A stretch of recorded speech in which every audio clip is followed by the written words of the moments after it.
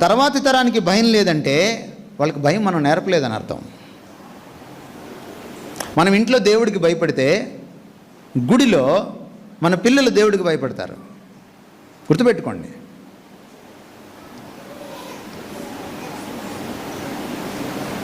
దేవుడికి ఎప్పుడు భయపడతాం? దేవుడికి ఎప్పుడు భయపడతాం సార్? దేవుడు ఎవరో తెలిసినప్పుడు. మనకి ఏ దేవుడు తెలుసంటే, సినిమాల్లో చూస్తుంటాం మనం యేసుప్రభుని. ఆయన స్లో మోషన్లో తిరుగుతూ ఉంటాడు విజయ్ చంద్రలాగా. మనకి యేసుప్రభు అనగానే కరుణామయుడు, దయామయుడు, మాట పెగలదు, చాలా చిన్నగా మాట్లాడతాడు.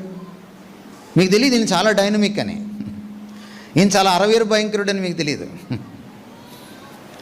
ఈ అరవీర భయంకరుడి చేతిలో, జీవం గల దేవుని చేతిలో పడుట బహుభయంకరం అని రాయబడిందని మీరు మర్చిపోయారు.